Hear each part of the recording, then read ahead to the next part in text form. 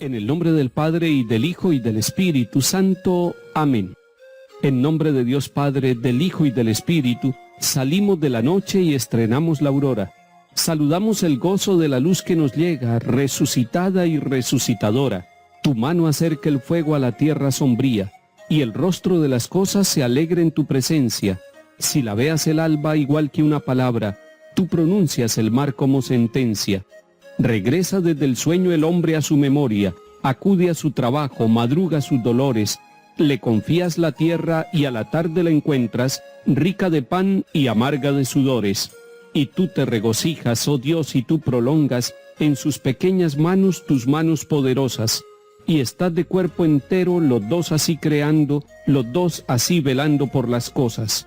Bendita la mañana que trae la gran noticia de tu presencia joven en gloria y poderío, la serena certeza con que el día proclama que el sepulcro de Cristo está vacío. Amén. Lectura de la carta a los Hebreos, capítulo 10. Todo sacerdote ejerce su ministerio diariamente ofreciendo muchas veces los mismos sacrificios, porque de ningún modo pueden borrar los pecados. Pero Cristo, después de haber ofrecido por los pecados un único sacrificio, está sentado para siempre jamás a la derecha de Dios y espera el tiempo que falta hasta que sus enemigos sean puestos como estrado de sus pies. Con una sola ofrenda ha perfeccionado definitivamente a los que van siendo santificados. Esto nos lo atestigua también el Espíritu Santo. En efecto, después de decir, así será la alianza que haré con ellos después de aquellos días, añade el Señor, pondré mis leyes en sus corazones y los escribiré en su mente, y no me acordaré ya de sus pecados ni de sus culpas. Ahora bien, donde hay perdón, no hay ofrenda por los pecados. Palabra de Dios, te alabamos, Señor. El capítulo 10 de la carta a los Hebreos que escuchamos hoy nos está haciendo pensar en un único sacrificio que Jesucristo ha ofrecido a Dios Padre. Y lo dice dos veces. Dice inicialmente que Cristo, después de haber ofrecido por los pecados un único sacrificio, está sentado para siempre jamás a la derecha de Dios. Y más adelante en este mismo capítulo que estamos leyendo, nos dice, con una sola ofrenda ha perfeccionado definitivamente a los que van siendo santificados. Es muy importante que nosotros, los cristianos católicos, que tenemos el santo sacrificio de la Eucaristía, pensemos que ese es el único sacrificio de Cristo. Cuando el sacerdote repite las palabras en el altar, las palabras de la consagración del pan y el vino, esas palabras que el Señor Jesús en la última cena le dio a sus apóstoles y les dijo, hagan esto en memoria mía, se está actualizando el único sacrificio de Cristo. No es que cada Eucaristía sea un sacrificio nuevo de Cristo, es el único sacrificio, es el sacrificio de Jesús, allá en la última cena y en el altar de la cruz. Allí Él ofrece el sacrificio para siempre, se ofrece Él mismo. Los sacerdotes del Antiguo Testamento ofrecían sacrificios de animales. Así lo vemos desde el momento de la Pascua. En el libro del Éxodo está muy bien señalado, y todos los libros del Antiguo Testamento nos muestran los sacrificios que ofrecían los sacerdotes. Con la sangre del sacrificio se rociaba al pueblo, buscando la purificación de sus pecados. Pero esta purificación no se lograba. Realmente la sangre de los animales, lo ha dicho la carta a los Hebreos, no lograba purificar a las personas. Pero cuando se sacrifica el mismo Hijo de Dios, el Santo de los Santos, el único puro, el único verdaderamente leal y obediente a la voluntad del Padre, entonces ya no es necesario hacer muchos sacrificios. Es el único sacrificio de Cristo, y ese único sacrificio de Cristo es el que da la salvación. Pues bien, mis queridos hermanos, siempre que nosotros vamos a la Eucaristía, nos estamos uniendo a ese sacrificio. Qué bello que nosotros los sacerdotes de la Iglesia Católica en el altar estamos delante de la comunidad ofreciendo el sacrificio redentor de Cristo. Y cuando el sacerdote está pronunciando las palabras de la consagración, la asamblea toda, la comunidad, el pueblo de Dios allí presente, está de rodillas, está en un momento de esperanza, está en un momento de reconocimiento de que tiene pecados y que solamente en Cristo encuentra el perdón. Y cuando ya el sacerdote dice, este es el sacramento de nuestra fe, la comunidad se levanta, pero es Cristo el que nos levanta, Es Cristo el que nos eleva a nuestra condición de hijos de Dios. Es Cristo el que borra nuestros pecados, y por eso la asamblea se une en una sola proclama diciendo: anunciamos tu muerte, proclamamos tu resurrección. Ven, Señor Jesús. Es que el sacrificio de Cristo se ha prolongado en la iglesia, en el altar, en los templos pequeños, en las grandes basílicas, en esa capilla campesina, allá junto al enfermo, se ha prolongado el sacrificio de Cristo. Y el sacrificio de Cristo Redentor perfecciona todos los sacrificios de la antigua alianza, del Antiguo Testamento. Todos los santos patriarcas, desde Abraham, estaban esperando este momento de un sacrificio que pudiera purificar los pecados. Pero cuando llegó la plenitud de los tiempos en Cristo Jesús, vino el único sacrificio, ese sacrificio que tiene un fruto. ¿Y cuál es el fruto? Es la ofrenda que va perfeccionando definitivamente a los que van siendo santificados. La Eucaristía nos perfecciona porque es el sacrificio de Cristo. La Eucaristía nos santifica porque es el sacrificio de Cristo. La Eucaristía perdona y borra nuestros pecados porque el Señor allí se está ofreciendo por usted, por mí, por los pecados de la humanidad, de nosotros los que creemos en Cristo, pero también por los pecados de aquellos hombres y mujeres que en cualquier parte del mundo han cometido pecados de distinta índole y solamente encuentran perfección, purificación y santificación en el sacrificio redentor de Cristo Jesús, nuestro Señor, el Hijo de Dios Padre, que en la Eucaristía, en la Santa Misa, se ofrece cada día para nuestra salvación. Ir a la Eucaristía es unirnos a la acción de gracias por aquel que ha perdonado nuestros pecados. Ir a la Eucaristía es decirle gracias, Dios Padre, porque en Jesucristo Señor nos ha dado la salvación que nosotros de otra manera no lograríamos conseguir.